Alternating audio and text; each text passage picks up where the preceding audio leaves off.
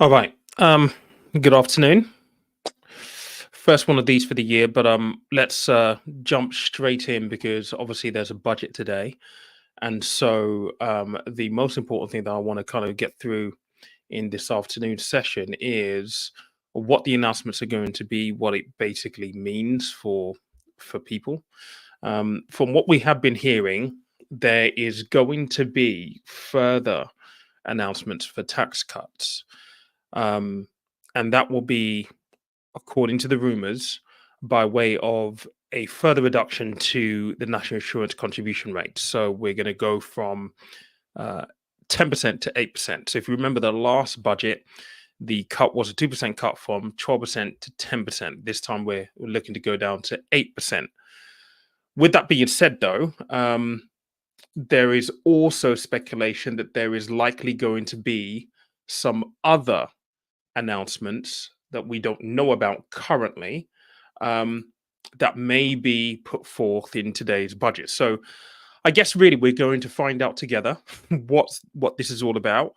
It's going to be very very interesting indeed. I did a reel on Instagram a little bit earlier on, and I kind of said there that I feel like this is going to be the Tories' kind of very last kind of like attempt to try and appeal to voters before the next general election.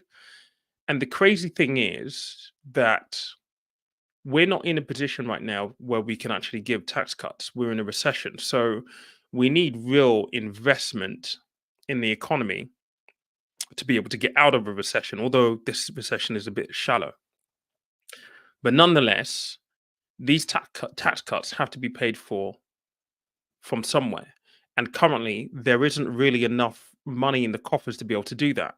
And I just have a sneaky suspicion that ultimately the Tories are going to do this to try and stitch up Labour. And I just find that just, I can't even find a word to describe it. It's it's one of those things where they want to give the next government the hardest job possible so that after this next general election, we get to the next one, they will have something to say. Well, Labour didn't do this, and this, and I just don't. I just kind of struggle to see how this is politics that is designed to help people, to improve our nation. It's just really messed up right now. It really, really is. So who knows what's going to happen? There's a lot of debate, and I do have a poll here. So vote in the poll. There's been a lot of debate around the fact of what do people actually want? Do people want tax cuts, some money in your pocket, or do you want to see a boost in public spending? Because I'm going to be doing a segment for Channel 5 a bit later on this evening, and we're going to be doing that in Birmingham. And Birmingham yesterday voted through £300 million worth of tax cuts. So they are going to be cutting services. And what that essentially means is that social services are going to be cut. Bin collections are going to be every fortnight now. A £300 million reduction. And by the way, if you live in Birmingham, you're going to see council tax go up by 20.1% over the next 2 years. So do you want to see a boost in public spending, or do you want to see tax cuts? Do you want to see that money in your pocket? There seems to be real confusion. So it'll be nice to see what the poll here comes out as, just as a general litmus test of what the general public are thinking.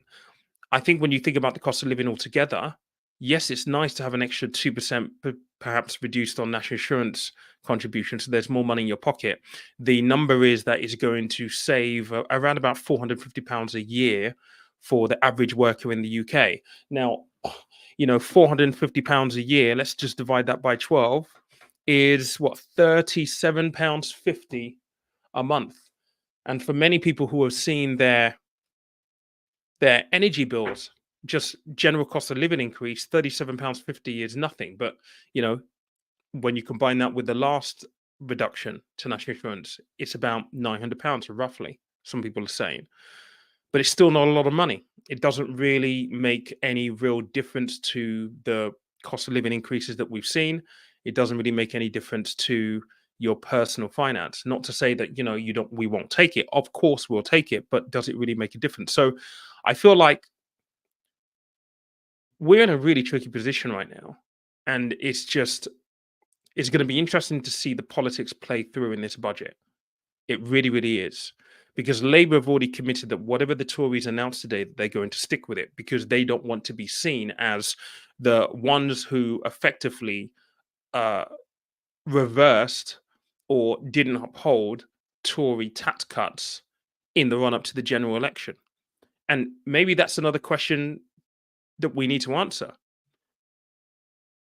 Should they take the stance to say, actually, we think this is completely unsustainable? It's not something that we can stand by. We need to be able to increase our tax take so that we can invest that money elsewhere in our economy and take that stance to reverse it if this is what the Tories are doing to make things difficult for Labour in the next parliament. Like we this is where the political side to things is just so interesting because where I think they're scared to make that distinction and to take that stance because of what they feel people are going to think. That's just very strange politics for you, I guess. Um, but anyway, we're going to be getting to PMQs because obviously Rishi Sunak goes before the Chancellor. The Chancellor is supposedly going to be speaking at 12:30 if they are on time.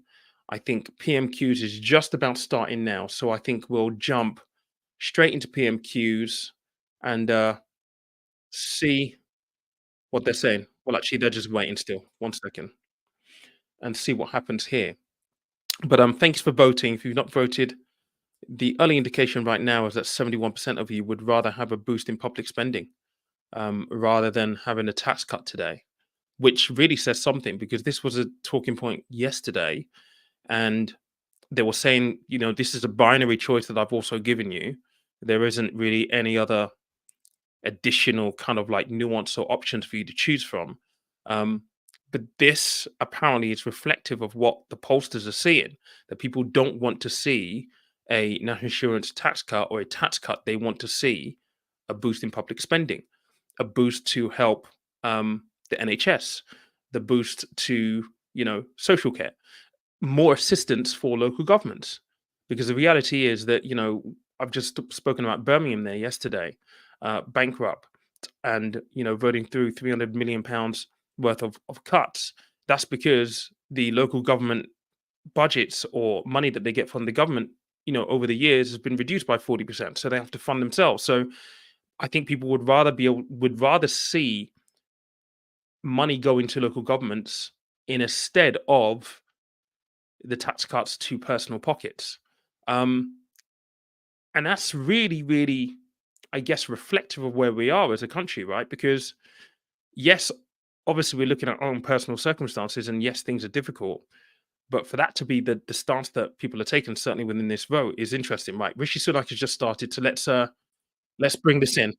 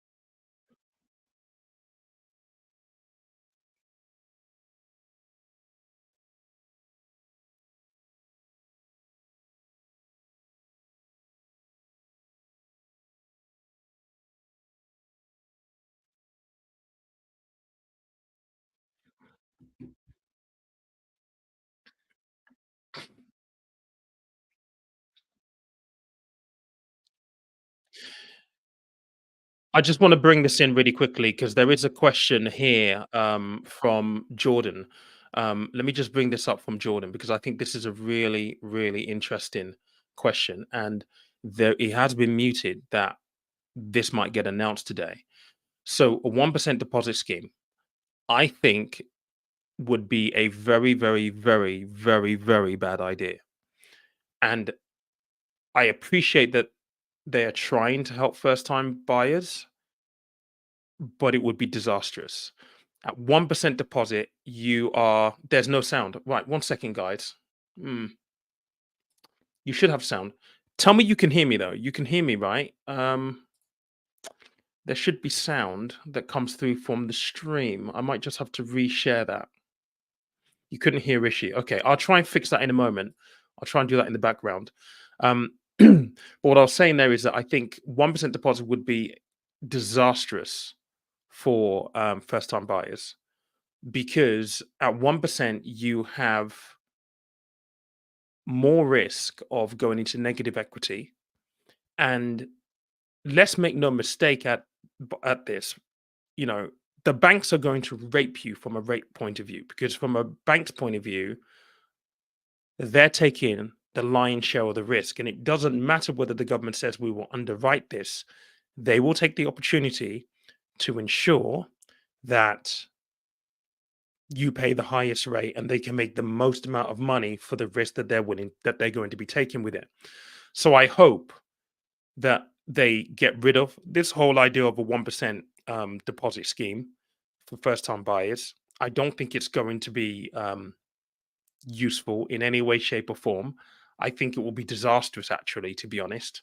So I hope they get rid of that. Right, let me just try and fix sound issues with this because we definitely want to have this working when Jeremy Hunt gets on stage. So bear me 1 second. I might have to test this again to give me some feedback to let me know whether you can hear this. I've got it on mute right now, so let me know. Can you hear this?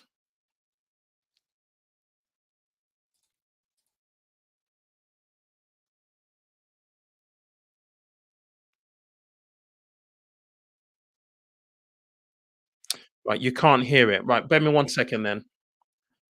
Let's have a look and see what's going on here. Interesting. Right, let's see if we can run a fix for this. What's going on? Uh, what would this be? What would this be?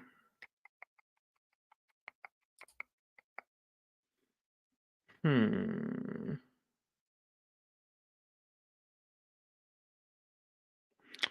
What would this be? I've not streamed for such a long time, and normally this works fine. So, actually, I know what it is. I know exactly what it is. Bear me 1 second. I need to go into. I need to go into. I need to remove this quickly, and I need to reshare. And I know exactly what it will be.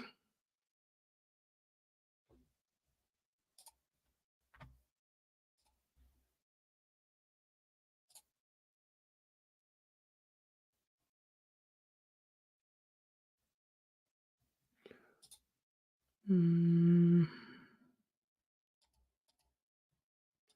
it should be this one, and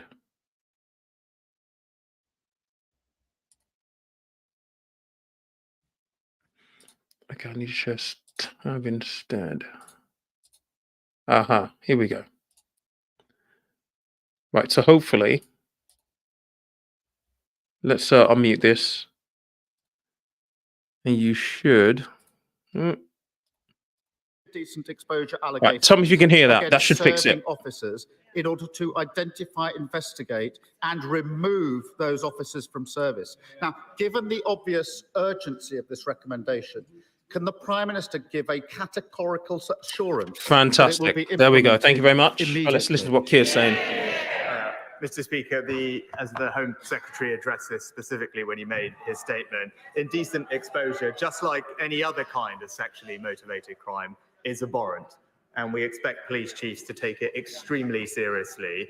We fully expect police chiefs to suspend an officer charged with any kind of sexually motivated crime. And it's worth pointing out, in addition to the new powers that the Home Secretary outlined about automatic suspension, chief constables already do have existing powers to suspend any officer in their force when allegations are made, and we fully expect them to use those powers. It's all fine, is it? It's all okay. Well, I do think the recommendation I referred to should be implemented urgently, and I asked the Prime Minister to look again at that, because every day that goes past when it isn't implemented carries risk for victims in these cases.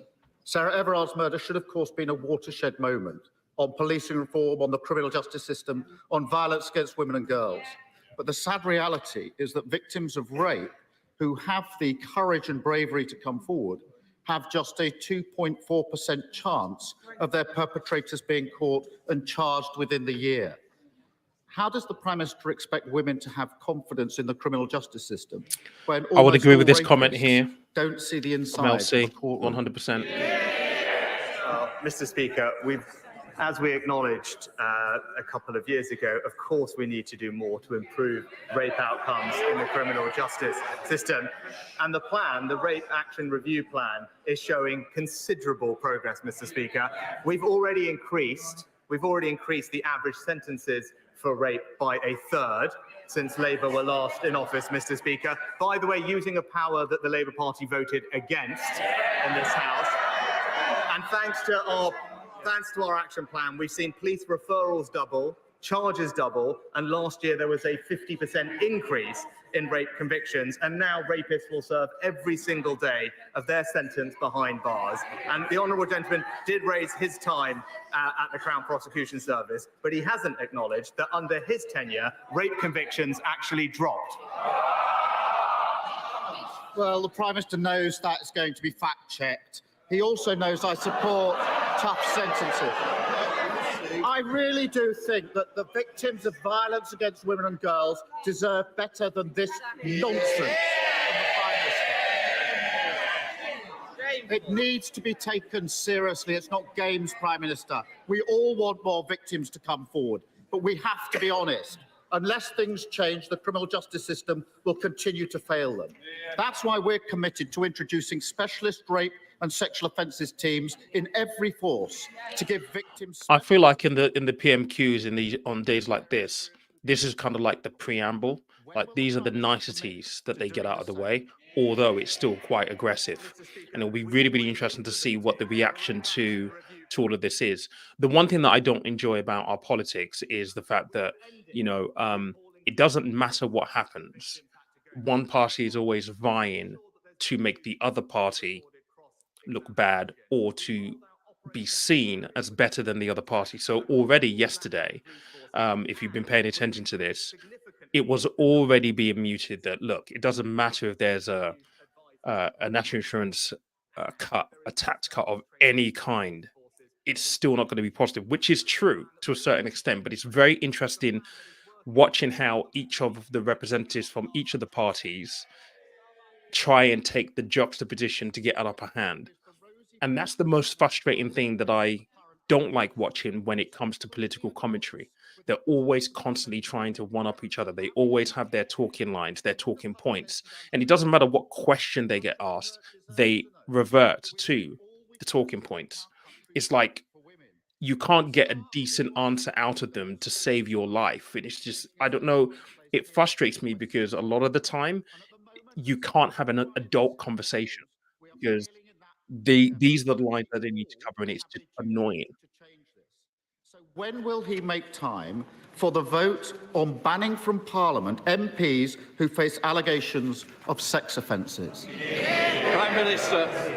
Mr. Speaker, it is absolutely exactly right what I that was we just saying. ensure our communities are safe for women and girls. That's why we passed the landmark Domestic Abuse Act. That's why we set up a new 24/7 victim support line. It's why we've quadrupled funding for victim support. And why we are investing in practical things like CCTV and better street lighting in safer communities up and down the country. Now, of course, there is always more we can Yep. do, but this government has Completely a strong agree. track Completely record agree. in ensuring that women across this country will feel safe. Andre Wilson down. Mr. Speaker, sir, I want the Prime Minister to know that the people of Romford are struggling with ever-increasing energy prices, yet providers are making huge profits, running into hundreds of millions. So, does the Prime Minister agree with me that reductions in wholesale prices should be passed on to the consumers and standing charges brought down? And will the government hold utility companies to account for their actions?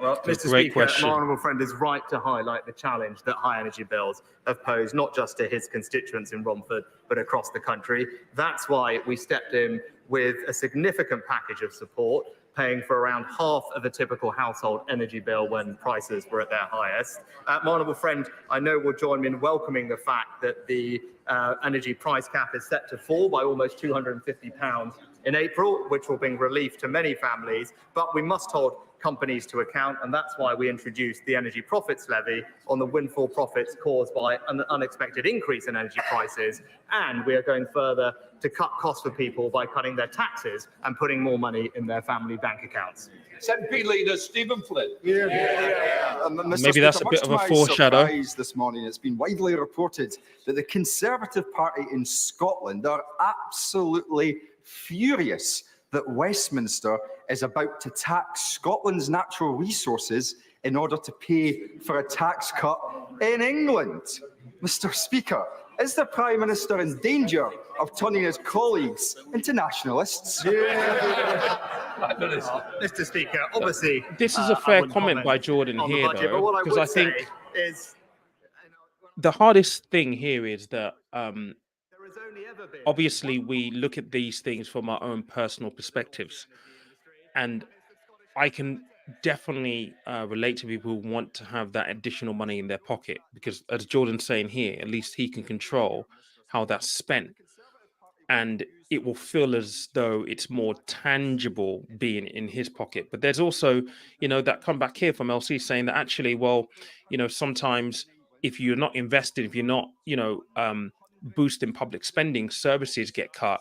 That can also make the problem that we feel worse, if that makes any sense. So I don't think there is a right or wrong answer with the question in the poll as to whether you would prefer tax cuts or a boost in public spending.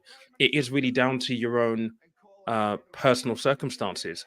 And I did a bit of a rant yesterday. I don't do much on TikTok, but I did yesterday because I was on a podcast with someone, one of my mates, and we were talking about, victim mentality. And I've seen this more recently as well. And maybe victim mentality isn't the right phrase to use for this, but I've definitely seen this in maybe the last two videos that I did about pensions, about the fact that people are living much longer and the state pension probably won't be there.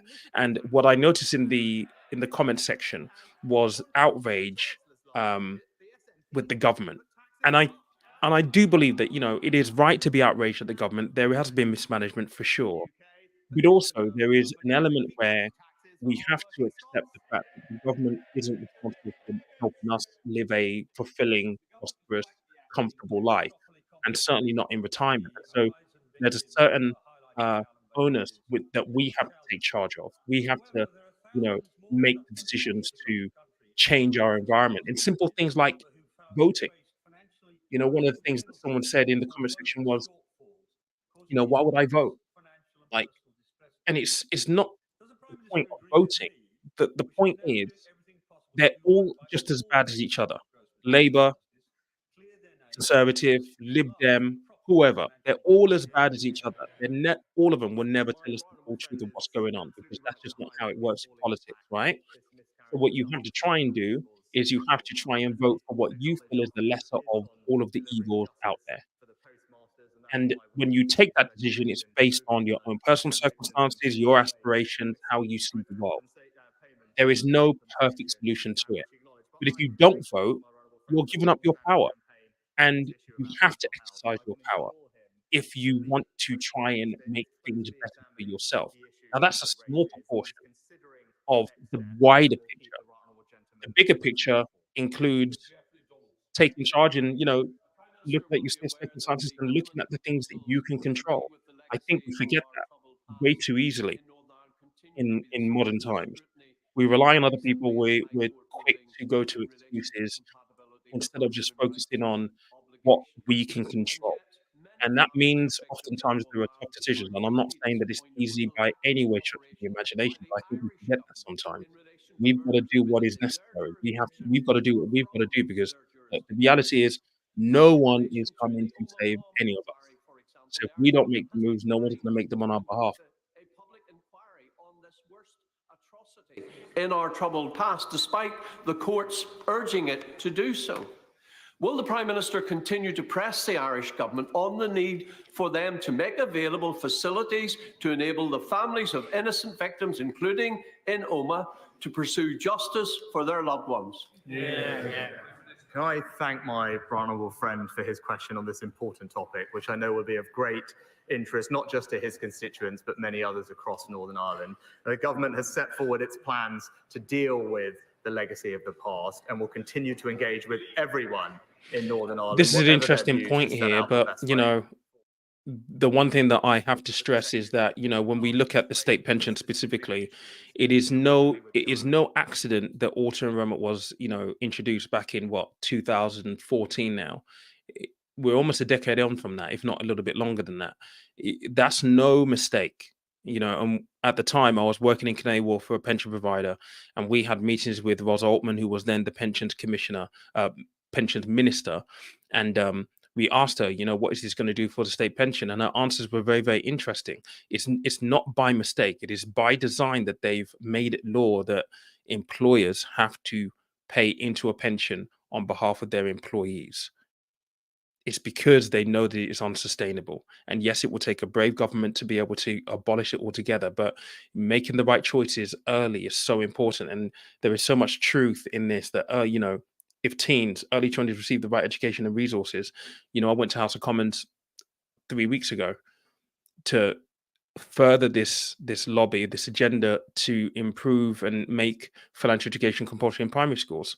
We got back this ridiculous answer that they feel as though it's being covered adequately in the current curriculum, which it isn't. And there's evidence to say that it isn't. And even though we presented evidence, they don't want to know. And many people will say, well, that's the government's agenda. They don't want us to be able to make those kind of decisions. And I try not to be cynical, but the cynical side to me believes that, you probably is a point with that. It's just really, really interesting. And the other part that you're saying here, I think there's a lot of anger and comes from frustration at being that bit older, not having received the financial education early enough to make a difference sooner, and being stung by moving the goalposts. I can definitely relate to that for sure, 100%. Already too large between the north and the southeast, would increase to nearly £250,000 per head by the end of this decade. Does the Prime Minister accept that his levelling up agenda has failed, or did he never want it to succeed?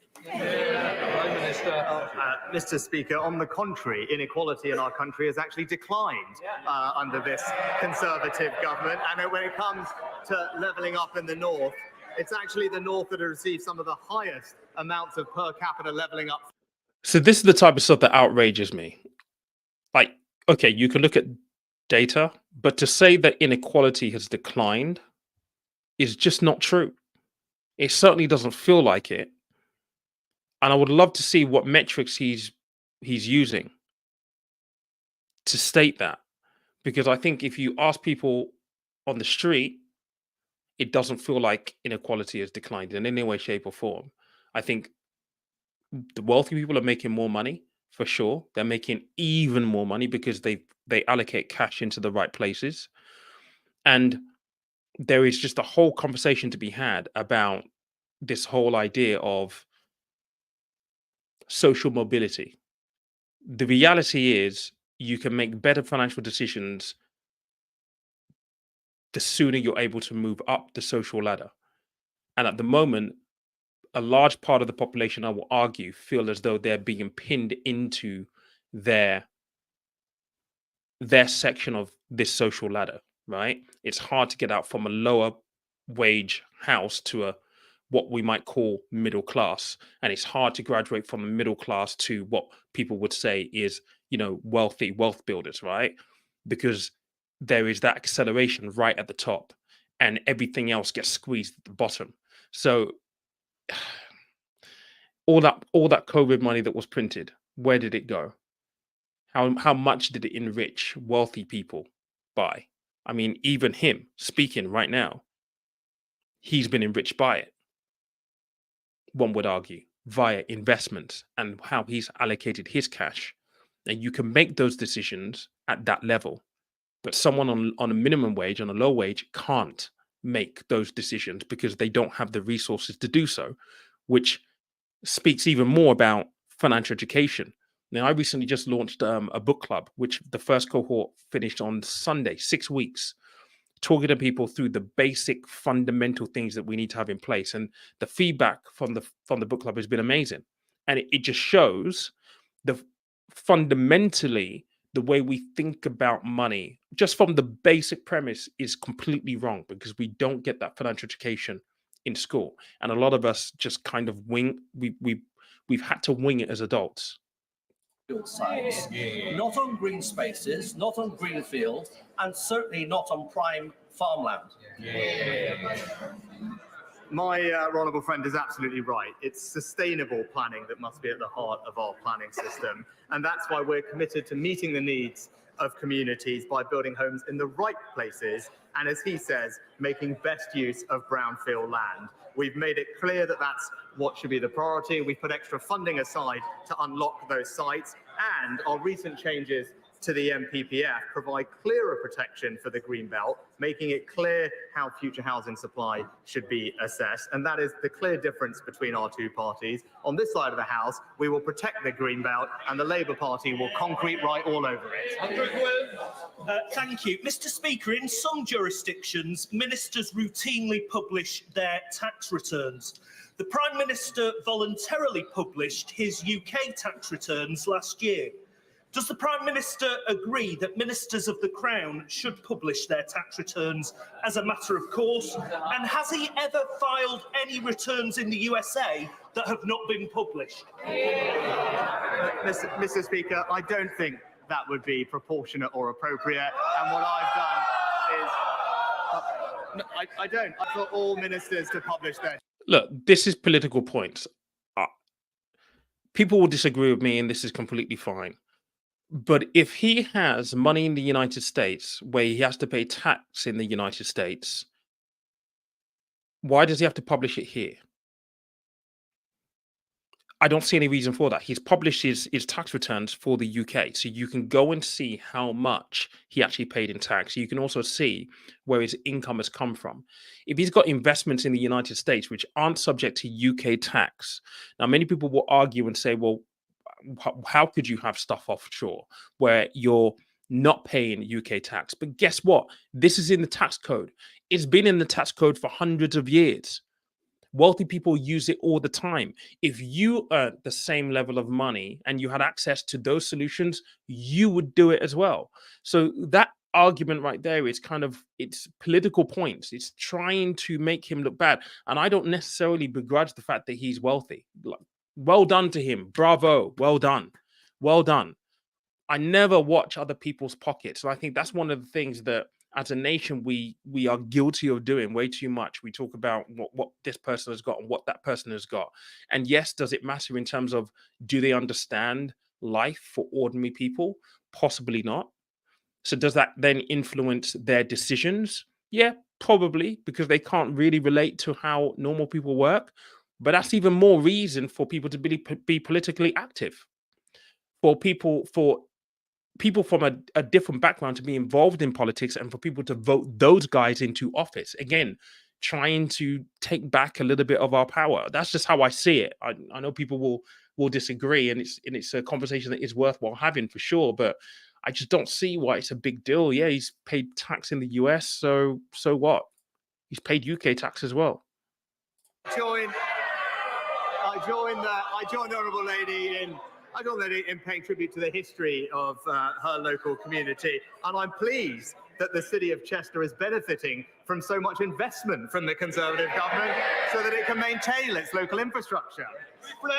Thank you, Mr. Speaker. 5 weeks ago, Conservative MPs from across South East London and Kent wrote to Transport for London, the Labour Mayor of London, calling on them to do the right thing following the botched implementation of a temporary 40-mile-an-hour speed limit on the A20 near Sidcup, which has seen thousands of drivers unfairly issued fines and points on their licence. Yes. This has left many drivers, including carers, emergency service workers and teachers, at risk of losing their licences and jobs. This is despite travelling less than 50-mile-an-hour zones. Does the Prime Minister agree with me that TfL, the Met Police and Sadiq Khan must come clean about the number of fines and cancel these issued points?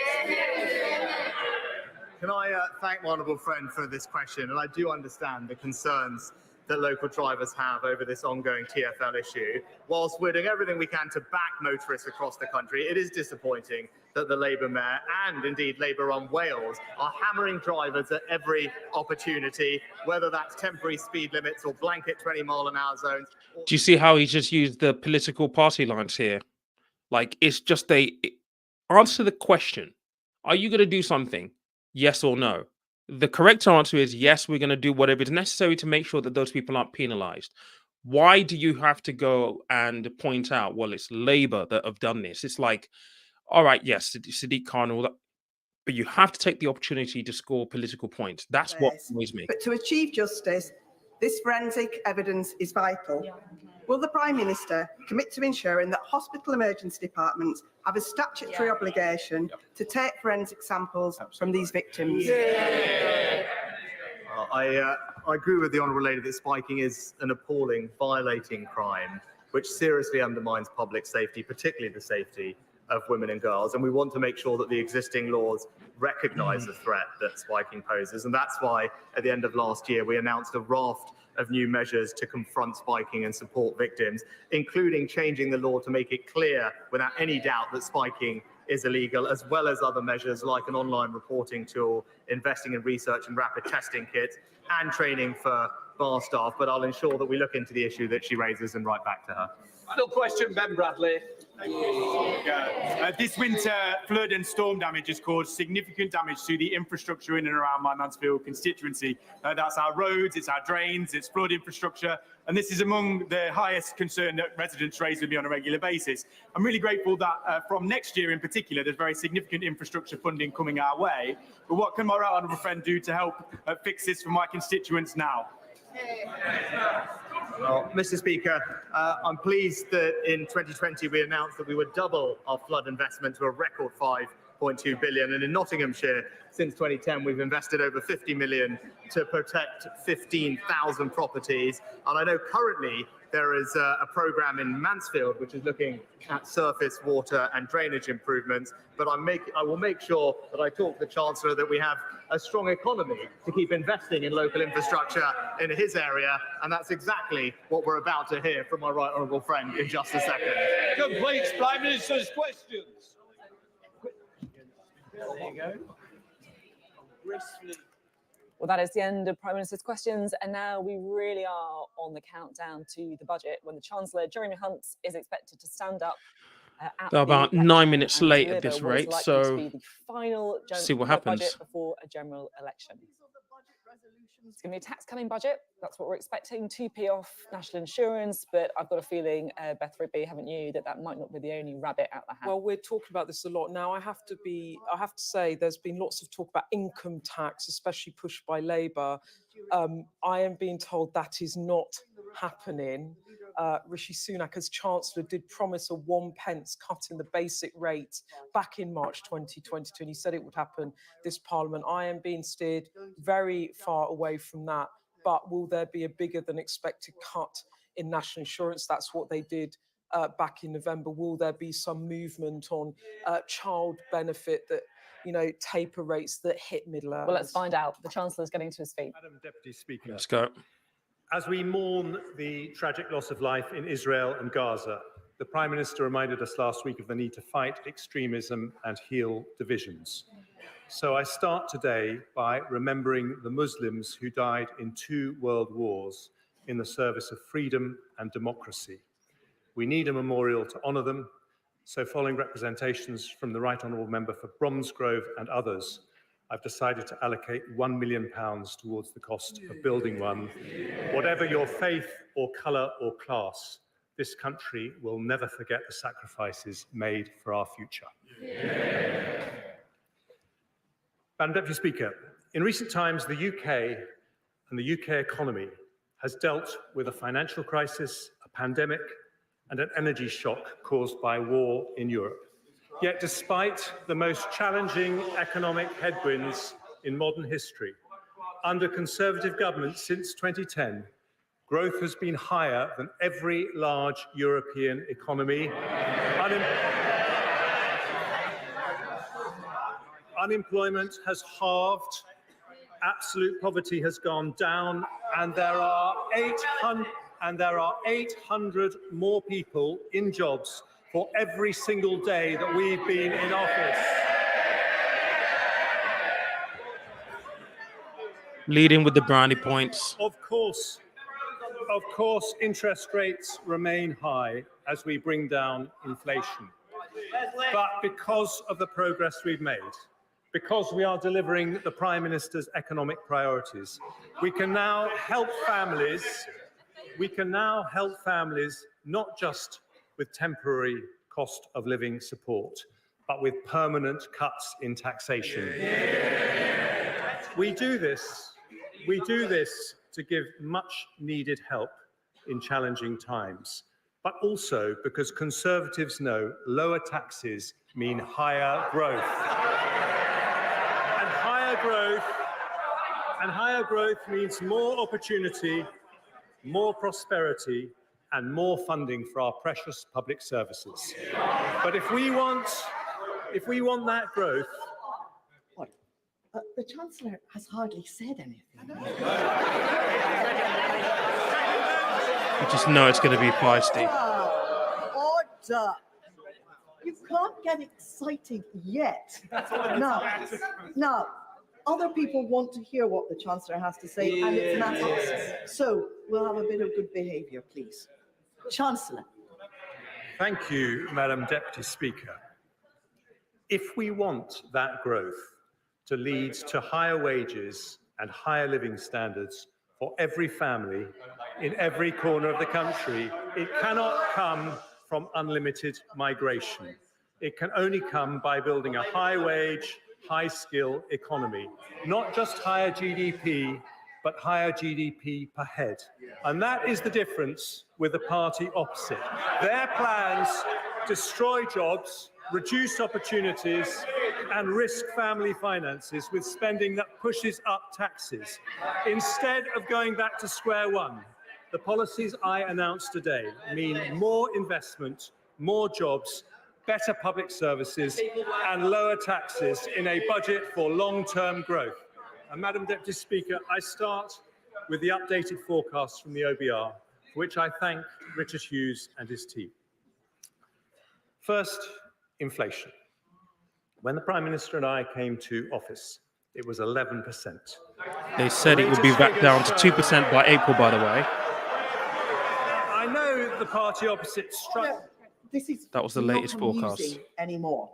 We need to hear what the Chancellor has to say. I can tell who's making the noise, and you simply won't get a chance to speak later. So that's the end of it. Chancellor.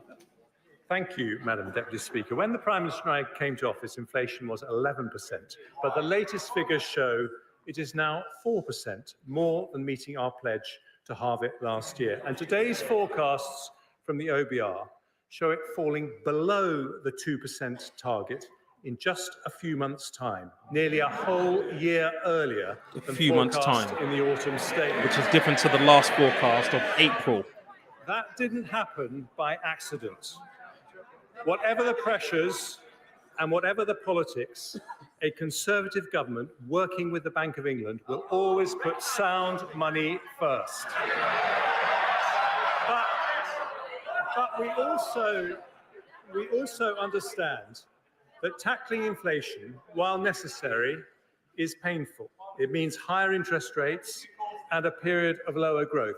So we've given the average household £3,400 in cost of living support over the last 2 years. Doing so makes economic as well as moral sense. The OBR predicted real household disposable income per person would fall by 2% in the last year.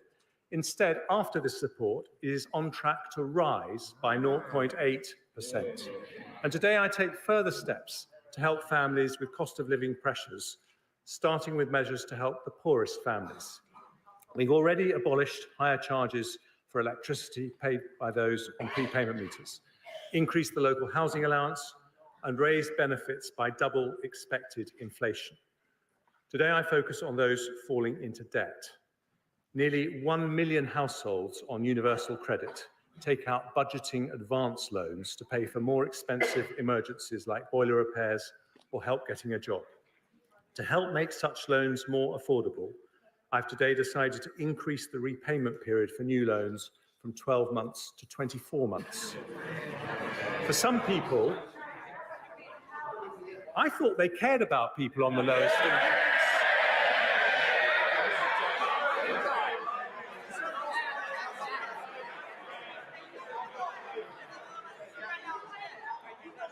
But trust the Labour Party not to want to hear about debt. For some people, the best way to resolve debt is through a debt relief order. But getting one costs £90, which can deter the very people who need them the most. So having listened carefully to representations from citizens' advice, I today relieve pressure on around 40,000 families every year by abolishing the £90 charge completely. Next, the Household Support Fund. Interesting. It was set up on a temporary basis and due to conclude at the end of this month. Having listened carefully to representations from the Joseph Rowntree Foundation, the Trussell Trust, and honourable members from East Ham, Colchester, Ruislip, Northwood and Pinner, and Suffolk Coastal, amongst others, I've decided that with the battle against inflation still not over, now is not the time to stop the targeted help it offers. We will therefore continue it at current levels for another 6 months. Next, I turn to a measure that will help businesses and households more broadly. In the autumn statement, I froze alcohol duty until August of this year. Without any action today, it would have been due to rise by 3%. But I've listened carefully to my right honourable friends from Altrincham and Sale West, the Vale of Glamorgan, and my right honourable friend from Murray, who is a formidable champion of the Scottish whisky industry.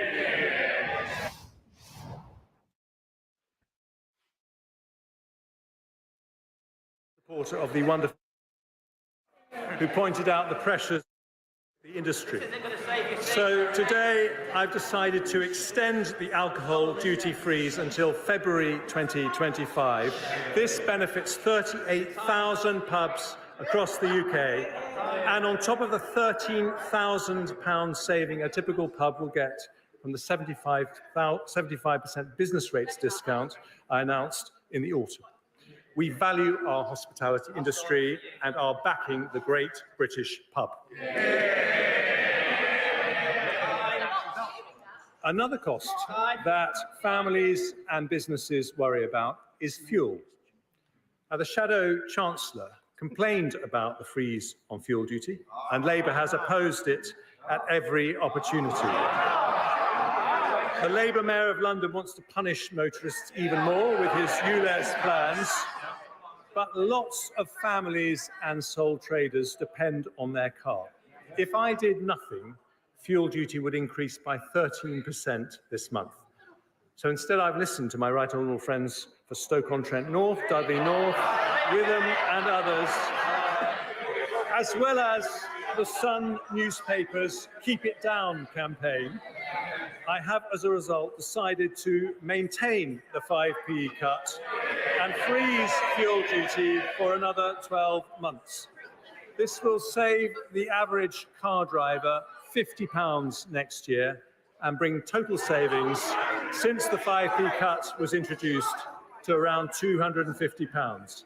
Taken together with the alcohol duty freeze, This decision also reduces headline inflation by 0.2 percentage points in 24/5, allowing us to make faster progress towards the Bank of England's 2% target.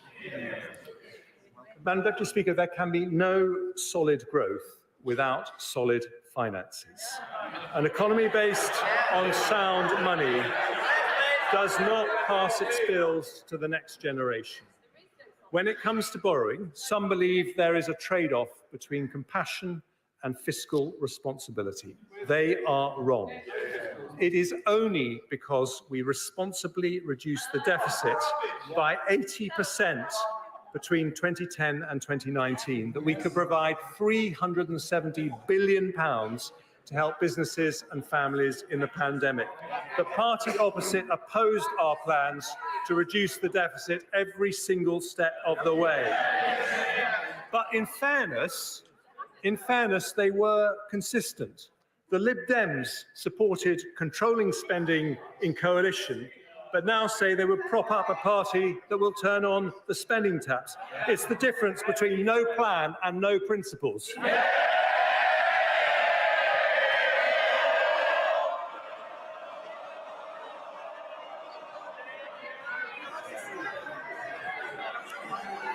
And I'm delighted the right honourable gentleman from the Lib Dems was here to hear it for once.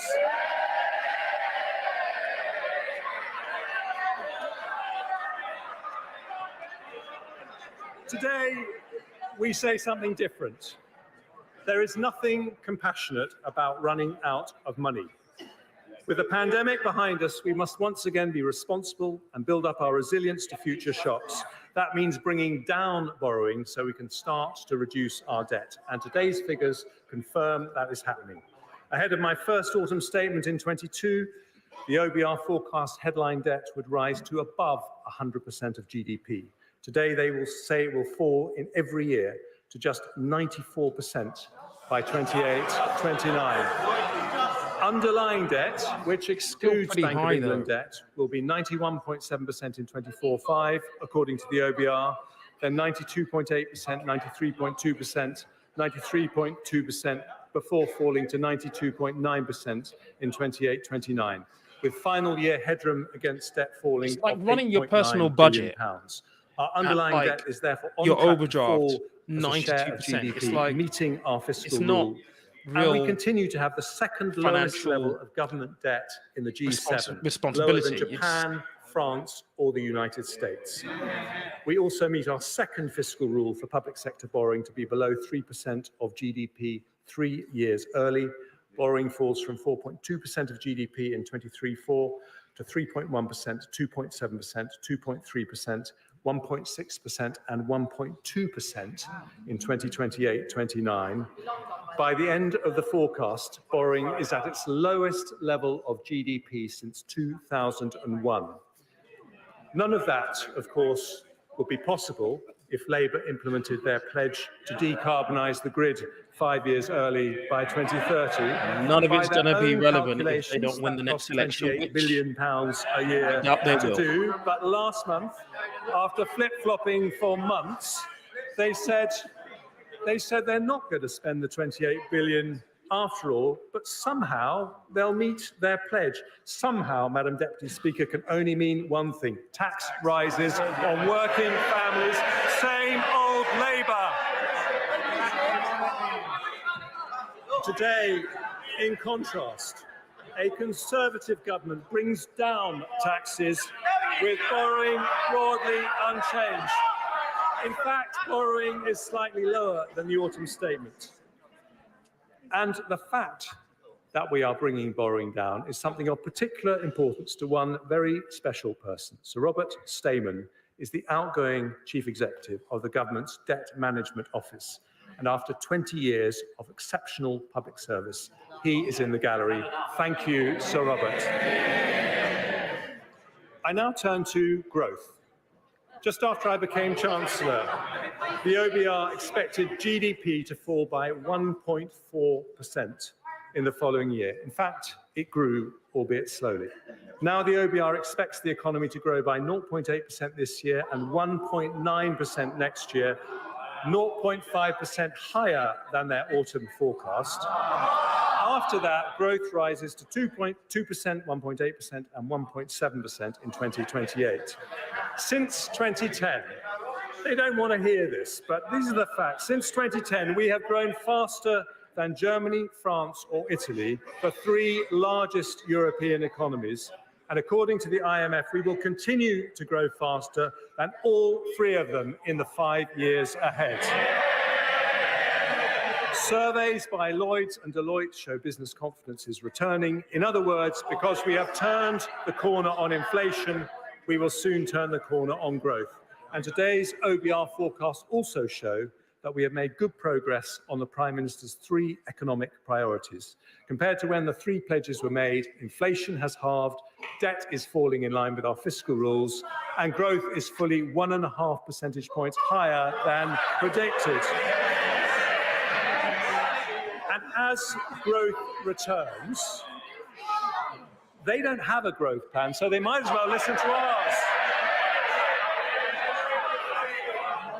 As growth returns, our plan is for economic growth not sustained through migration, but one that raises wages and living standards for families. Not just higher GDP, but higher GDP per head, and that means sticking to our plan with a budget for long-term growth, more investment, more jobs, better public services, and lower taxes. And I start with investment. Economists say that stimulating investment is the most effective way to raise productivity and therefore wages and living standards. Since 2010, we've been doing just that. Business, well, you might want to listen to what I'm about to say because business investment has risen from an average of 9.3% of GDP under Labour to 9.9% under the Conservatives. And this year it will be 10.6% of GDP. That is £30 billion more business investment than if it had continued at Labour levels. And it's still going up. In the short period since the autumn statement, Nissan have announced they'll build 2 new electric car models in the UK. Microsoft and Google have announced data centres worth over £3 billion. Thanks to my right honourable friend, the Business Secretary, the Global Investment Summit unlocked £30 billion of investment. In fact, since 2010, greenfield foreign direct investment has been higher than anywhere else in Europe. And for the last 3 years, we have been the third highest in the world after the United States and China. And we're not stopping there. In the autumn statement, I announced we would introduce permanent full expensing, a £10 billion tax cut for businesses that gives the UK the most attractive investment tax regime of any large European or G7 country. It was welcomed by over 200 business leaders, with the CBI saying it was a game changer and the single most transformational thing we could do to fire up the British economy. And today I take further steps to boost investment. Having listened to calls from the CBI, Make UK and the BCC, we'll shortly publish draft legislation for full expensing to apply to leased assets, a change I intend to bring in as soon as it's affordable. We'll also help small businesses, something close to my own heart, as well as the business rate support and work on prompt payments I announced in the autumn. I'll provide £200 million of funding to extend the recovery loan scheme as it transitions to the growth guarantee scheme, helping 11,000 SMEs access the finance they need.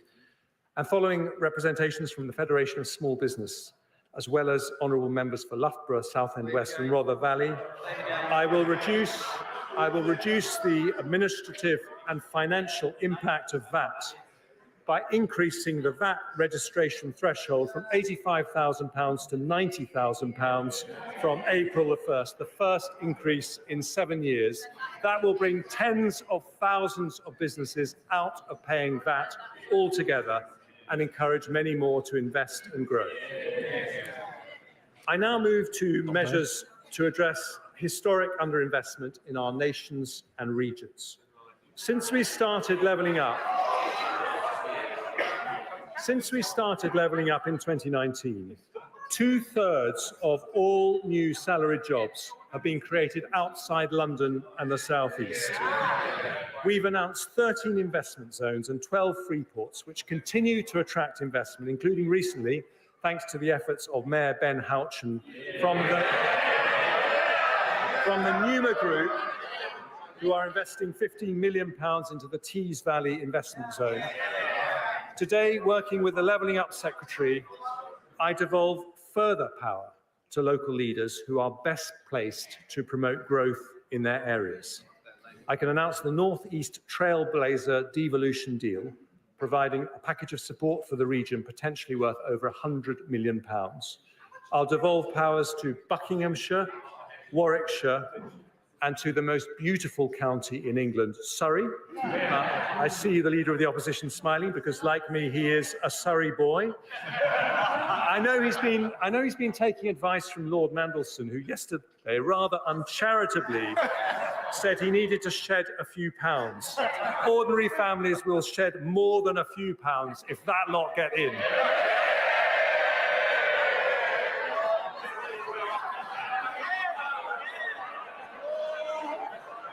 Today,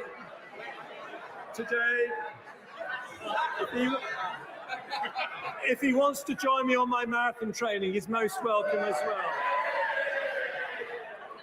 Today, we continue to spread opportunity throughout the country by allocating £100 million of levelling up funding to areas including High Peak, Dundee, Conway, Erewash, Redditch and Coventry to support cultural projects in these communities, alongside support for capital projects. The increase in the VAT threshold from 85 to 90,000 is actually a really good move, because it just means that for businesses, if you're running a small business, you'll know that when you register for VAT, you've got to charge VAT to everyone, and also you have to do a VAT return, which is the cost of the business as well. So that is a good thing for small business. I'm registered for VAT as a business. I know doing my VAT return each quarter is something I always have to remember, and I have to pay an accountant to do it for me.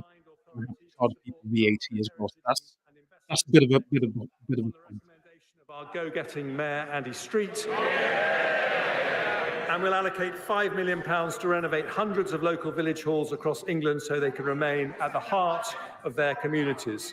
And because this is a Conservative and Unionist government, we'll also set aside funding to support the Saxavord Spaceport in Shetland, an agri-food launchpad in mid-Wales, and funding to support Northern Ireland's businesses to expand global trade and investment opportunities.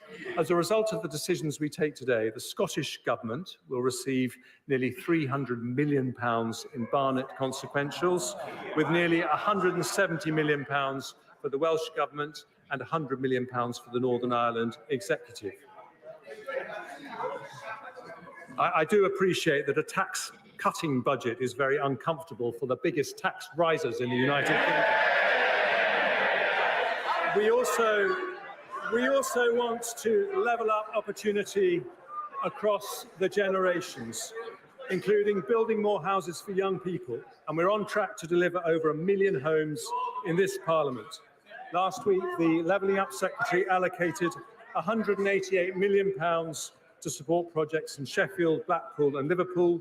And today I go further, allocating £242 million of investments in Barking Riverside and Canary Wharf, which together will build nearly 8,000 houses, as well as transforming Canary Wharf into a new hub for life science companies.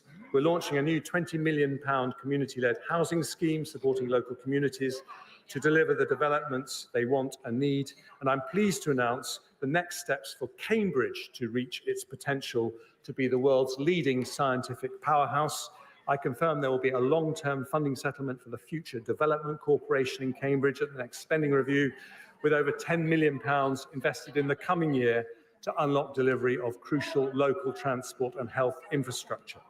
The final levelling up measures I announced today support North Wales, where I have many happy childhood memories, in mould, following representations from the Honourable Member for the Vale of Clwyd. We will help fund the renovation of Theatre Clwyd. And I can announce this week the government has reached agreement on a £160 million deal with Hitachi to purchase the Wilfer site in Ynys Môn and the Oldbury site in the south Gloucestershire, Innismore has a vital role in delivering our nuclear ambitions, and no one should take more credit for today's announcement than my tireless, tenacious and turbocharged honourable friend Innismore. More investment by large businesses, more support for small businesses, promoting investment in our nations and regions, all part of a budget for long-term growth that sticks to our plan to deliver more jobs, better public services and lower taxes.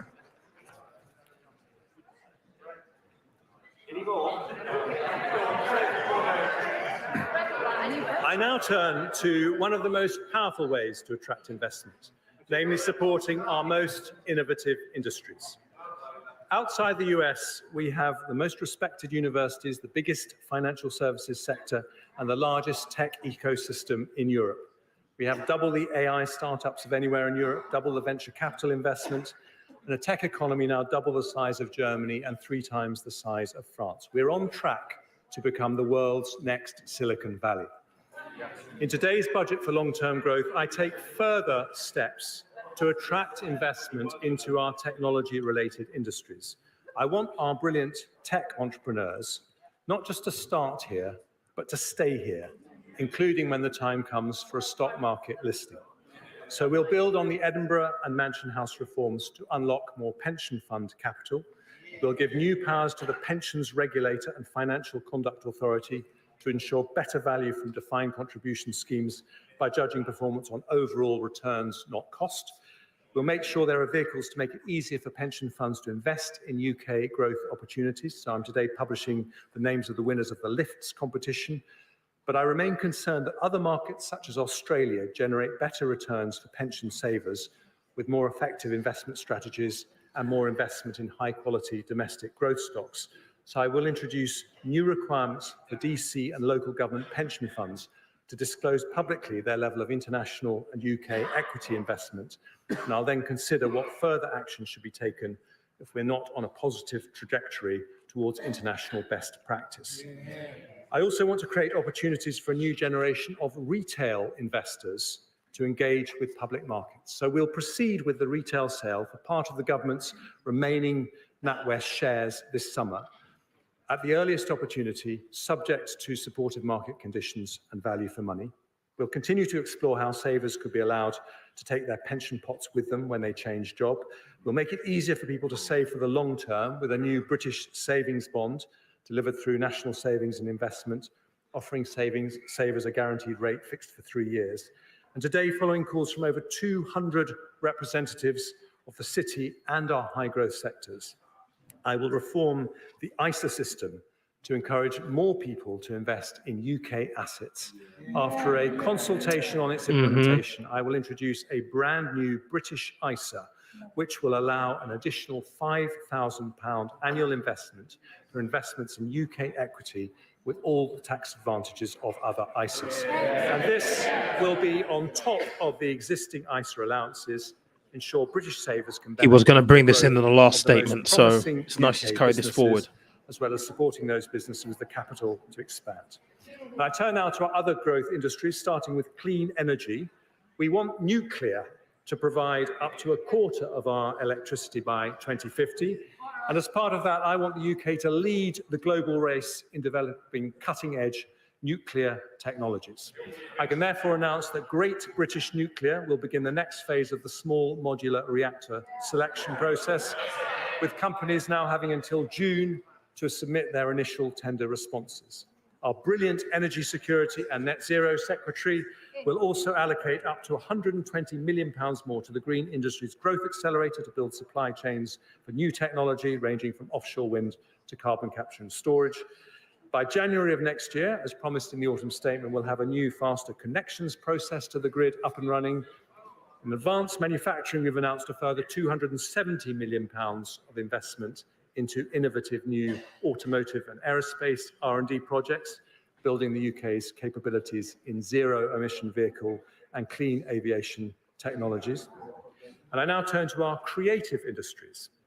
We have become Europe's largest film and TV production centre, with Idris Elba, Keira Knightley and Orlando Bloom all filming their latest productions here.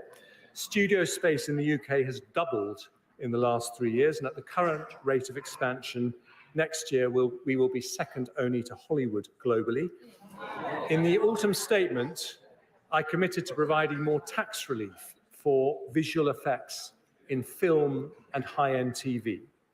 I can today confirm that we will increase the rate of tax credit by 5% and remove the 80% cap for visual effects costs in the audiovisual expenditure credit. Having worked closely with the Culture Secretary and listened carefully to representations from companies like Pinewood, Warner Brothers and Sky Studios, we'll provide eligible film studios in England with a 40% relief on their gross business rates until 2034. And having heard representations from the British Film Industry Pact and indeed the Prime Minister, we will introduce a new tax credit for UK independent films with a budget of less than £15 million. For our creative industries more broadly, we will provide £26 million of funding to our preeminent theatre, the National Theatre, to upgrade its stages. And today, I particularly want to recognise the contribution of our creative industries and the tourism that comes from orchestras, museums, galleries, and theatres.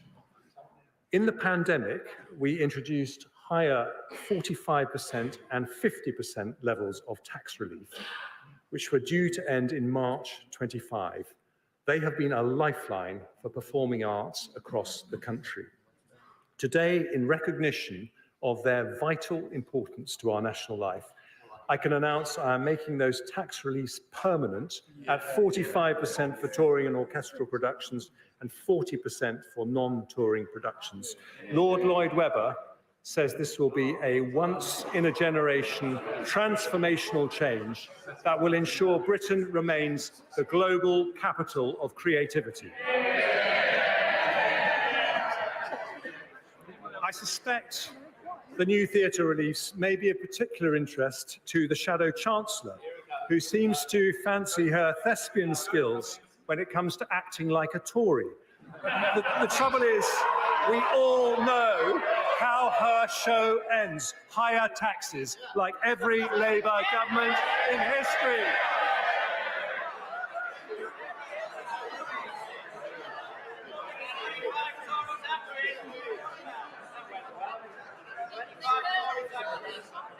I'm delighted they are cheering the fact that Labour governments always put up taxes. They're right.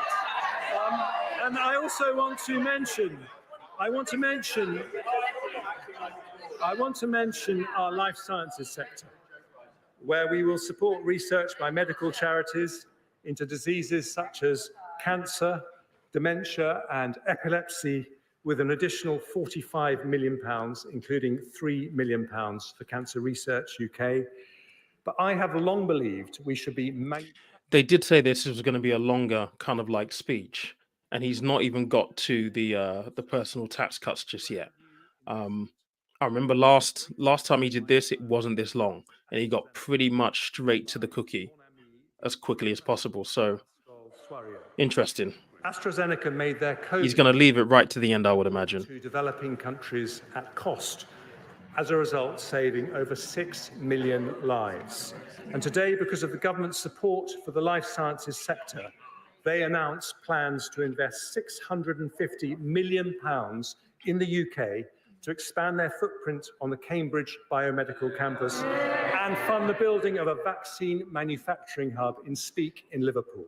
More investment, better jobs in every corner of the country in a long-term budget for growth from a Conservative government.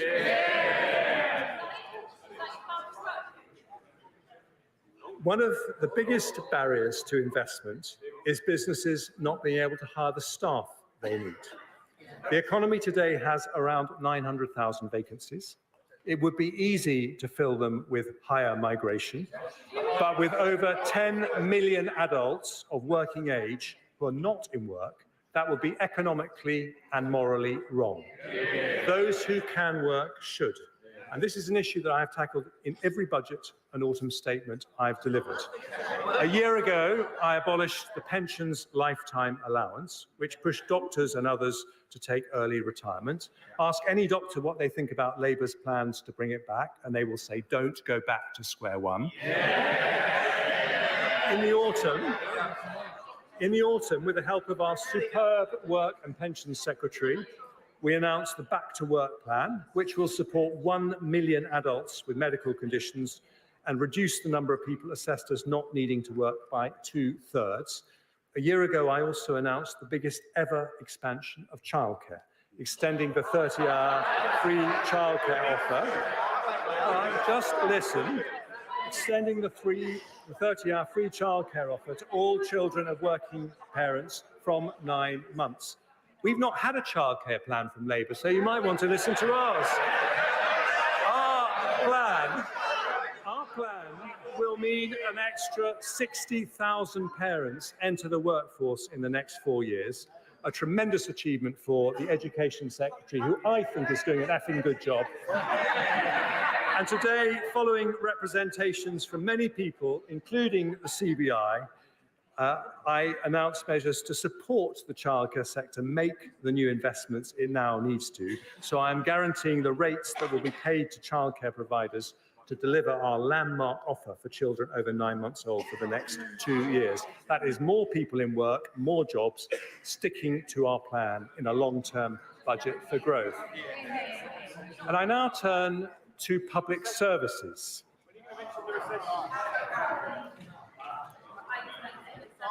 I thought they were supposed to be interested in public services.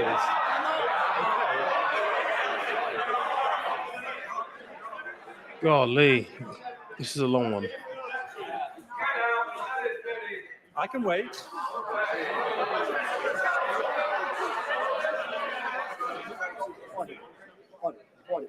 A little bit of murmuring is normal.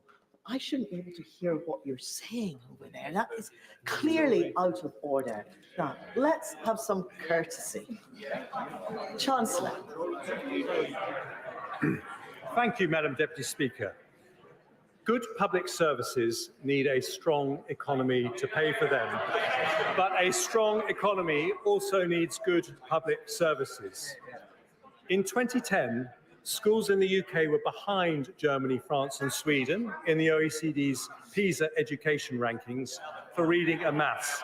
Now, after Conservative reforms, we are ahead of them.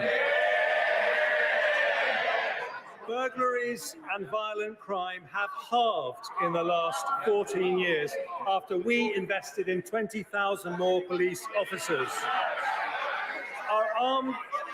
Our armed forces remain the most professional and best funded in Europe, with defence spending already more than 2% of GDP. We're providing more military support to Ukraine than nearly any other country, and our spending will rise to 2.5% as soon as economic conditions allow. The NHS is still recovering from the pandemic, but has 42,000 more doctors and 71,000 more nurses than it did under Labour. That is 250 more doctors and 400 more nurses for every single month that we've been in office. Now, resources matter, of course, which is why, despite all the economic shocks we have faced, overall spending on public services has gone up since 2010, in the case of the NHS by more than 1/3 in real terms. But although spending has continued to rise every year, public sector productivity still remains below pre-pandemic levels by nearly 6%.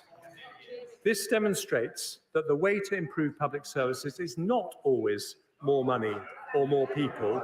We also need to run them more efficiently.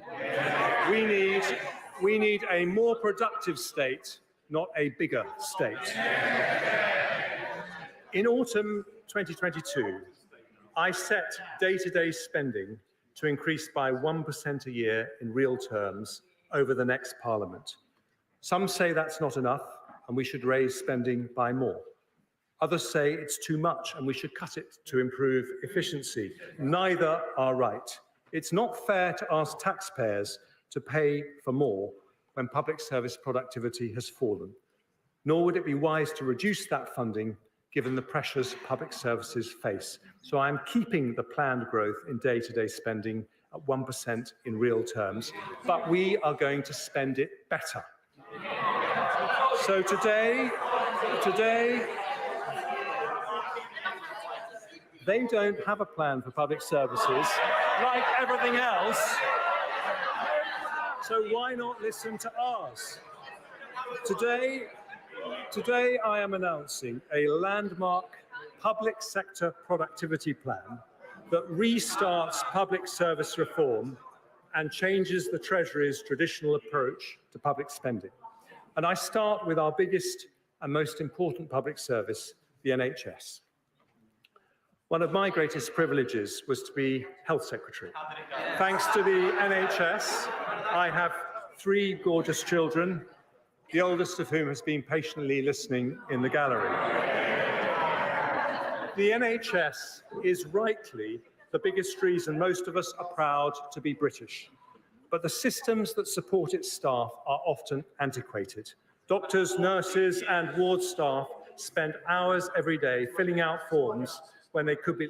Mr. Streeting. When patients don't show up... I don't like to interrupt the Chancellor. You're too close to me to be shouting that loudly. If you want to shout that loudly, you should sit away up there. I apologise for interrupting the Chancellor.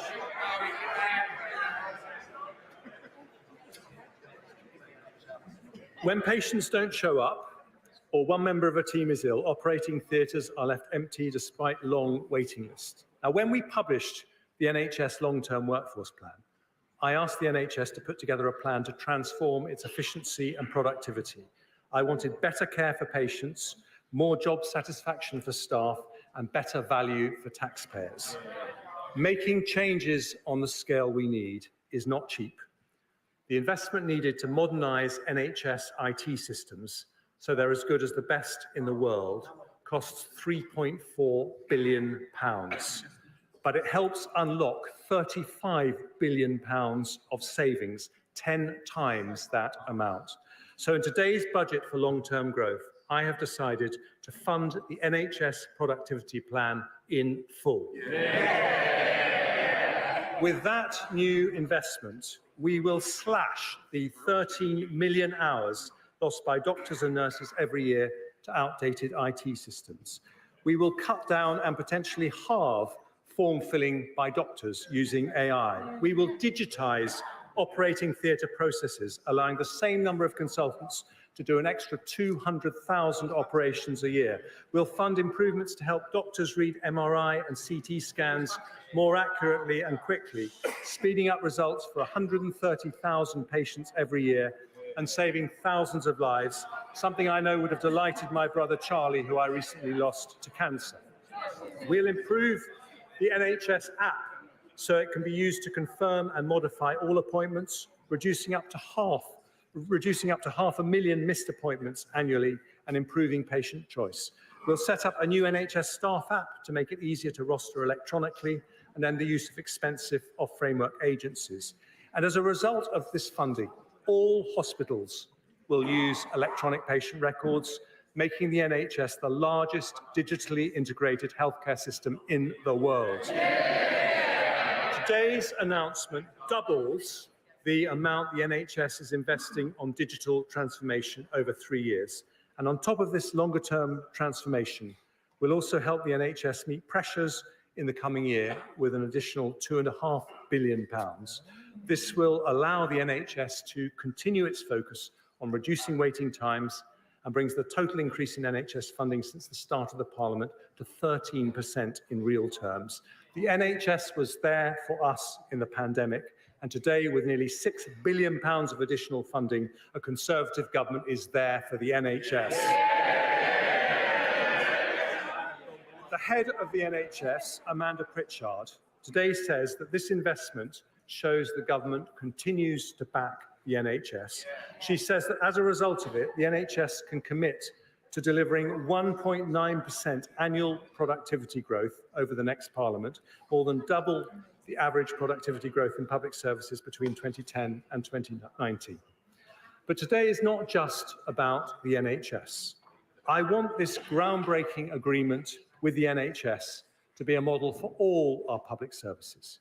Across education, the police, the courts, and local government, I want to see more efficient, better value, and higher quality public services. So today I can announce that in the next spending review, the Treasury will do things differently. We will prioritise proposals that deliver annual savings within 5 years, equivalent to the total cost of the investment required. And today we make a start with some excellent proposals.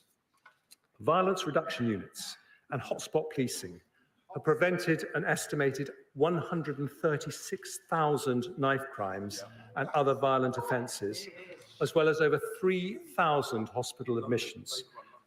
Every crime costs money, so we will provide £75 million to roll that model out in England and Wales. Police officers waste around 8 hours a week on unnecessary admin. With higher productivity, we could free the equivalent of 20,000 police officers over a year. So we will spend £230 million rolling out time and money-saving technology, which speeds up police response times by allowing people to report crimes by video call and, where appropriate, use drones as first responders. Too many legal cases, particularly in family law, should never go to court, and it would cost us less if they didn't. So we'll spend £170 million to fund non-court resolution, reduce reoffending, and digitise the court process. Too many children in care end up being looked after by unregistered providers that are much more expensive. So we'll invest £165 million over the next 4 years to reduce that cost by increasing the capacity of the Children's Homes estate. Special education need provision can be excellent when outsourced to independent sector schools, but also expensive. So we'll invest £105 million over the next 4 years to build 50 new special free schools to create additional high-quality places and increase choice for parents. And we'll also put in place a plan to realise the tens of billions of savings recommended in an excellent speech by the head of the National Audit Office. The OBR say a 5% increase in public sector productivity will be the equivalent of around £20 billion in extra funding. With these plans, we can deliver that and more. And if we ensure they are cash-releasing savings, as we are committed to doing, it will be possible to live with more constrained spending growth without cutting services valued by the public. So with the energy and drive of my talented Chief Secretary to the Treasury, we launch our public sector productivity plan in today's budget for long-term growth, more investment, more jobs, better public services, and one more thing, lower taxes.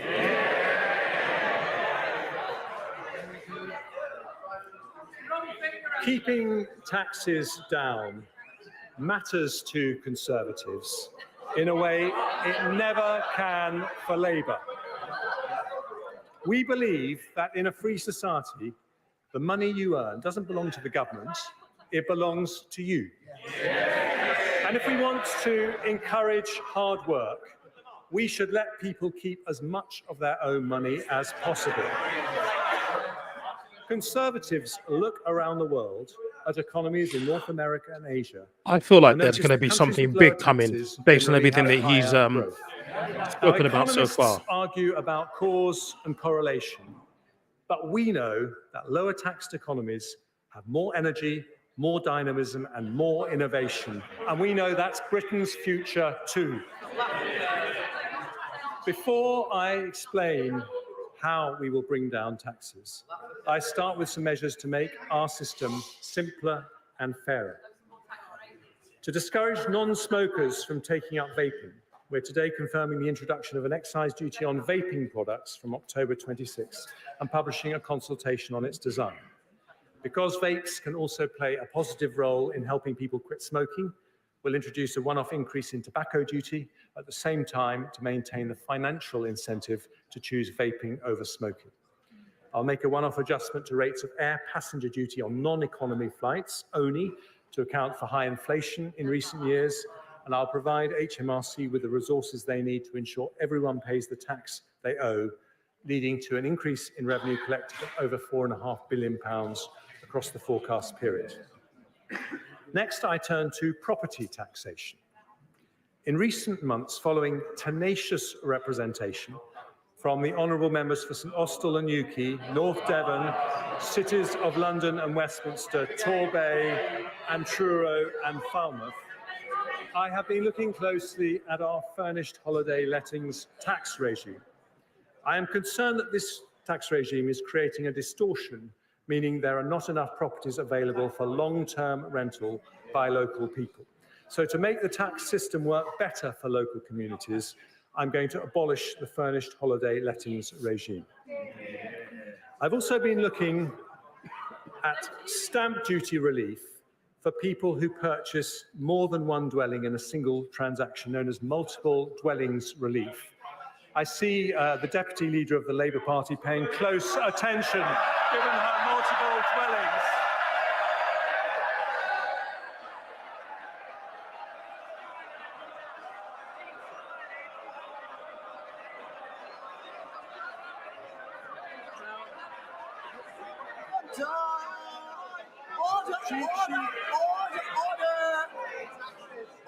Order. Too much excitement. We haven't actually heard, because we can't hear what the Chancellor is trying to say. Okay, and I can hear who is shouting there. You won't get to speak later. Chancellor. I'm sorry to disappoint her, but multiple dwellings relief was not. I will agree with this designed for comment. her. I'm not sure that they'll do it, but he might. Because I do agree with this as well. Increase the income thresholds. It was intended to support investment in the private rented sector, but an external evaluation found no strong evidence that it had done so and that it was being regularly abused. So I'm going to abolish it. And finally, as part of this budget, both the Treasury, a part of our look on property taxation, both the Treasury and the OBR have looked at the costs associated with our current levels of capital gains tax on property. They have concluded that if we reduced the higher 28% rate that exists for residential property, we would in fact increase revenues because there would be more transactions. For the first time in history, both the Treasury and the OBR have discovered their inner Laffer curve. So today I'm going to reduce the higher rate of property capital gains tax from 28% to 24%. That really is for you, Angela.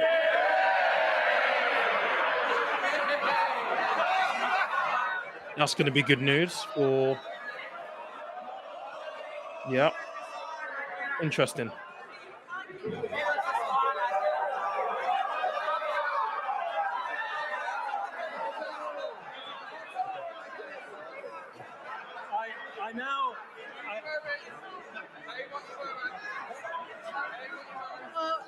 Order. That, I had enough from over there. Definitely not having it from here. Chancellor. I now turn to oil and gas.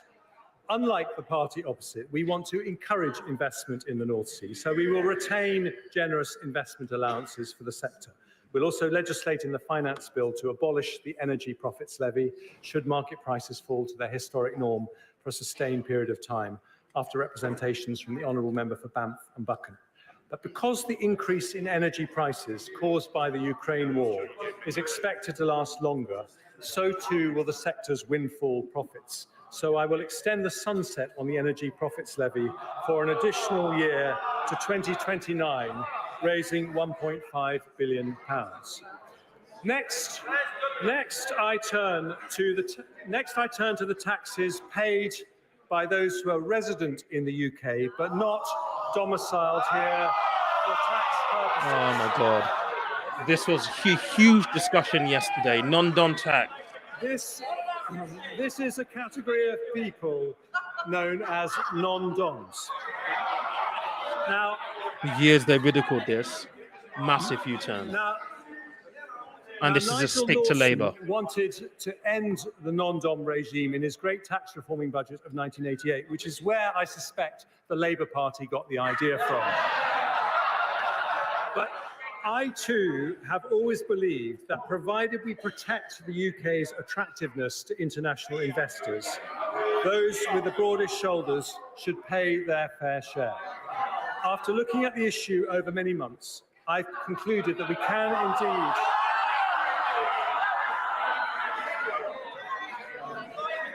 can indeed introduce a system which is both fairer and remains competitive with other countries. So the government will abolish the current tax system for non-DOMs, get rid of the outdated concept of domicile,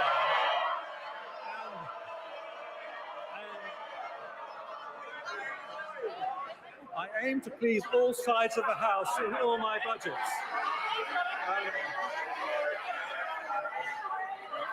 And we will replace... Order. This is impossible. Right? Can you just... Order! Could you please shout more quietly? Chancellor. Thank you, Madam Deputy Speaker. We will replace the non-DOM regime with a modern, simpler and fairer residency-based system.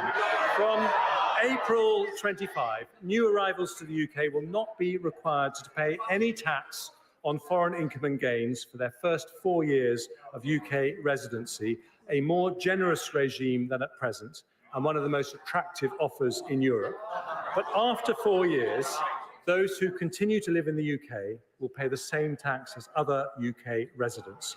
Recognising the contribution of many of these individuals to our economy, we will put in place transitional arrangements for those benefiting from the current regime.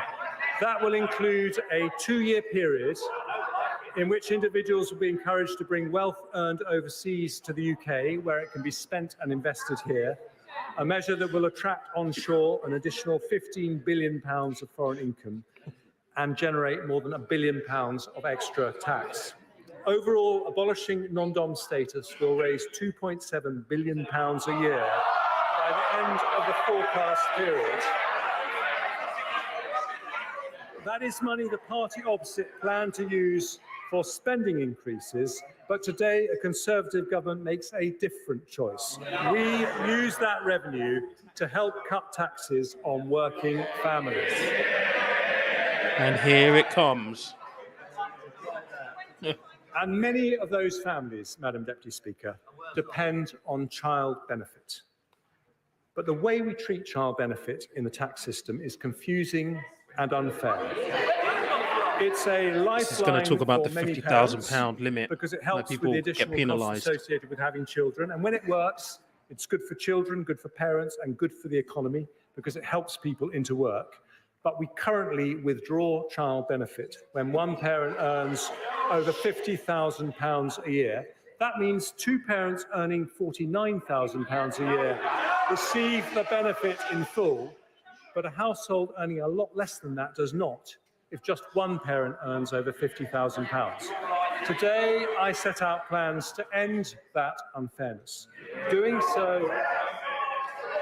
so requires significant reform to the tax system, including allowing HMRC to collect household-level information.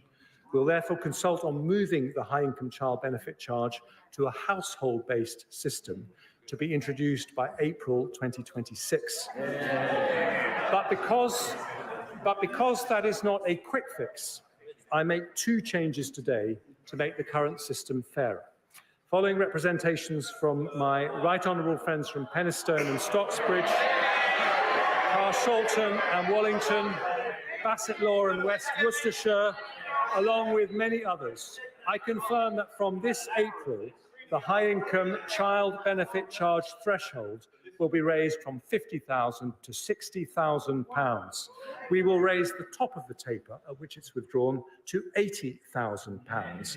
That means no one earning under £60,000 will pay the charge, taking 170,000 families out of paying it altogether. And because of the This is a higher good one. taper and threshold, nearly 500,000 families with children will save an average of £1,300 next year. According to the OBR, this change will see an increase in hours amongst those already working to the equivalent of 10,000 more people entering the workforce. More investment, more jobs, better public service and lower tax. Madam Deputy Speaker, there is one further set of changes I want to make today. The way we tax people's income is particularly unfair. If you get your income from having a job, you pay two types of tax: national insurance contributions and income tax. If you get it from other sources, you pay only one. This double taxation of work is unfair. The result is a complicated system that penalises work instead of encouraging it. If we are to build a You're not going to get rid high-wage, of NI altogether. high-skill economy, Don't not be an idiot. dependent on migration, if we want to encourage people not in work to come back to work, we need a simpler, fairer tax system that makes work pay. That is why I cut national insurance contributions in the autumn. By reducing the penalty on work, the OBR said that tax cut would lead to the equivalent of 94,000 more people in work. In other words, it would fill more than 1 in 10 vacancies throughout the economy. Lower taxes, more jobs, and higher growth. Today, because of the progress we have made bringing down inflation, because of the additional investment that is flowing into the economy, because we have a plan for better and more efficient public services, and because we have asked those with the broadest shoulders to pay a bit more. Order. Mr. Perkins.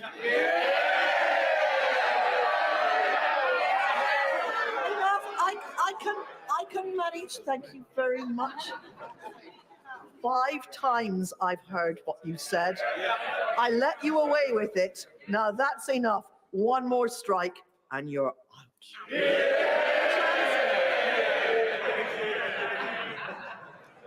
Madam Deputy Speaker, I do know how hard it is for them to listen to arguments for lower taxes. But that is the difference. Because we have asked those with the broadest shoulders to pay a bit more, today I go further. From April the 6th, employee national insurance will be cut by another 2p from 10% to 8%. And self-employed national insurance will be cut from 8% to 6%. It means an additional £450 a year for the average employee, or £350 for someone self-employed. When combined with the autumn reductions, it means 27 million employees will get an average tax cut of £900 a year. 2 million self-employed will get a tax cut averaging £650. Changes that grow our economy by rewarding work. The OBR say, when combined with the autumn reduction, our national insurance cuts will mean the equivalent of 200,000 more people in work, filling 1 in 5 vacancies, adding 0.4% to GDP and 0.4% to GDP per head. This is the second fiscal event where we've reduced employee and self-employed national insurance. We've cut it by 1/3 in 6 months without increasing borrowing and without cutting spending on public services. That means the average earner in the UK now has the lowest effective personal tax rate since 1975. Their effective taxes are now lower than in America, France, Germany, or any G7 country, because Conservatives believe that making work pay is of the most fundamental importance. Because we believe that the double taxation of work is unfair, our long-term ambition is to end this unfairness when it is responsible, when it can be achieved without increasing borrowing, when it can be delivered without compromising high-quality public services. We will continue to cut national insurance as we have done today, so we truly make work pay.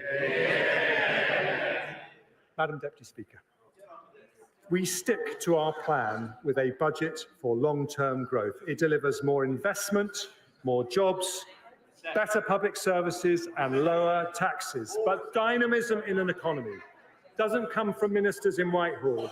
It comes from the grit and determination of people who take risks, work hard and innovate. Not government policies, but people power. It is to unleash people power that we today put this country back on the path to lower taxes.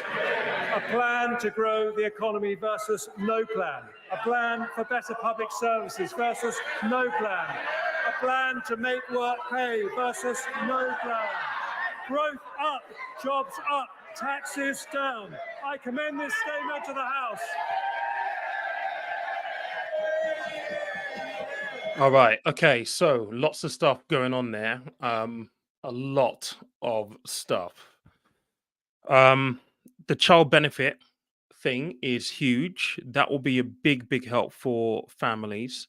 And I'm sure that is welcome because the ability for families not to lose their benefit, have to repay back benefits once they hit the £50,000 threshold, has definitely been something that I've had so many conversations with people with. That's a good move right there. I feel like this budget right here, because there was so much detail in it, I feel as though this is kind of like a budget to kind of just show off what their policies are to be. That isn't to say that it negates the fact that where we find ourselves at the minute is completely and utterly inexcusable. National insurance cuts, that's been mooted for a couple of days now. So he's brought that forward, which I think is going to be welcome. But again, when you think about the cost of living crisis, does it really make any difference to people? I mean, it might put a little bit of extra money in your pocket, but you're still going to feel like you're worse off. And I'm sure that's going to be the line that that Labour basically leads with. They did indeed go with the non-dom tax regime, abolishing that. Property taxation, stamp duty on more than one property being abolished, CGT being reduced for property from 28% to 24%. These will all be things that will put more money in people's hands. Are they going to the right place, though? That is really the question. I'll be interested to see what the analysis for this will be over the next day or two, once the dust has settled and people have been able to, if they've had the time to really have a look at what this really, really means. But him cutting national insurance contribution tax by 2% for employed and self-employed, that has been mooted for some time. What else did he put in here? The British ISA, so an additional £5,000 to be invested into your ISAs on top of the £20,000 allowance that you already have. That £5,000 will go into UK equities specifically. So it's not something where you have an extra £5,000 that could be invested in the S&P 500. This would have to be invested in the FTSE 100, FTSE 250 in UK equities. I think that is welcome. I'm a little concerned about the risk profile of what it would mean for the Mansion House thing with, the ability for pension funds to be able to invest in London, UK IPOs. What does that say in terms of the risk profiles of these pension funds and what they're doing? It could be good. I think there's more work to be done there for sure. And there's a lot of stuff around investment. So it'll be interesting to see how this kind of washes through public services. The £3.4 billion investment into IT systems with the NHS. Does that negate the fact that we still don't have enough staff in the NHS? I don't know. I mean, I would need to speak to someone from the NHS. I mean, I don't know. What's your overall view of this? That's what I would like to know. I'm looking back at the poll right now. I'm going to end the poll. So bearing in mind, the question was, would you prefer tax cuts or a boost in public spending? We got at the very beginning of this stream, it was more kind of like a 70% people were going for a boost to spending in opposed to cuts to spending. How we've concluded this poll, as I end it right now, I end it with 55% of you who have responded to this saying that you would prefer tax cuts in opposed to a boost in public spending. And so this is very, very interesting indeed. Let me know what you think of this in the comments down below. Do you think this has been a good budget? Do you think this has just been stuff to showboat, to try and bribe people for their vote? They're not going to call an election in May. I'll be very, very surprised if they do. It will go towards the end of the year, probably November. Do you think this is just papering over the cracks? What we do know is that if Labour wins the next election, they're going to be sat with all of this stuff. So how difficult does it make it for them? That's the real question. Because Labour's already said that they're not going to try and unravel the things that the Tories put in place in this budget. Are they going to stick with that? I don't know. Look, it is what it is. It's been interesting to cover this. It was definitely a longer speech than normal, for sure. I'm interested to see the analysis. I'm going to be doing a segment on Channel 5 News later on this evening for this. So who knows? But yes, a couple of things that I've noticed in the comment section. I just want to, let me just shut this one out. I wonder what increase in personal allowance versus cutting national insurance out as number wise. I think if they increased the tax thresholds, it would have cost them more money than doing it via national insurance, which is one of the reasons why I don't think that they've actually gone with increasing tax thresholds per se. Someone just saying it's exactly what it is, painting over the cracks. I would agree there. To be honest, I think what they're trying to do here is it's all about framing. They're trying to frame the fact that they have a plan, although we've heard all of this before, and they're trying to dangle the carrot of lower taxes because in a cost of living crisis, you would argue who wants to pay higher taxes and still have to contend with higher costs. So I think they're trying to put clear battle lines in the sand. This is what we stand for. This is what we're planning for versus what Labour are planning and are likely to do. And it's interesting how he repeatedly said they don't like tax cuts. So it's battle lines being drawn here. It's very, very interesting indeed, really, to be honest. But let's wait for the analysis to come out to see what this actually looks like. And I'm sure this will trickle through in the next few days. Someone just saying here, will this affect the stock market? Yes, it will. It'll be interesting to see what happens with the stock market, how it closes today. Will it go up or will it go down? I don't know, mate. If you look at the growth elements, for the growth elements, I think you'll probably see the FTSE end up today for the growth elements to this budget. That's what I think, but I could be wrong. Contradictory promises, appeal to workers, i.e. voter majority by promising tax cuts and improved services at the same time. Right?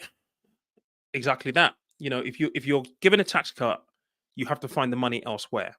So where do you find the money elsewhere? Now, what he's basically done with the non-dom tax regime, he's abolished that, and he's going to use that money to fund the child benefit increases. Which, don't get it twisted, that's going to be a huge thing for families, massive for families.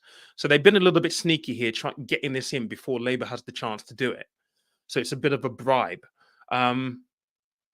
That is a significant improvement, and and he's introducing this from April, by the way.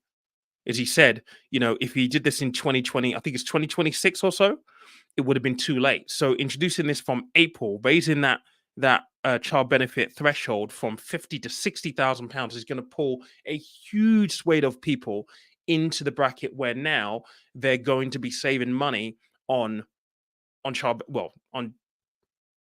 childcare costs because they can use the child benefit. So very, very interesting indeed. Quite clever as well. But clear battle lines have been drawn here. Is it going to be enough? I don't think so. I think you just need fresh ideas. But but it'll be interesting to see what the Labour reaction to this is going to be. But anyway, thank you so much for joining me. If you've not already done so already, please do smash the like button. There was over 100 of us on here at one point. We've got 34 likes. So if we can get that up to 50, maybe 60, that will be absolutely amazing. Just helps with the YouTube algorithm. But further thoughts on this a bit later on. Thank you so much. There was a comment on here from, was it Arsenal Angel? You said you saw me. Look, if you do see me, do say hello. Don't feel nervous. Don't feel shy or anything like that. Always nice to meet people who watch the channel. So next time, please do. But guys, thanks for joining me. I hope you enjoy the rest of your day. I will speak to you shortly. Take care.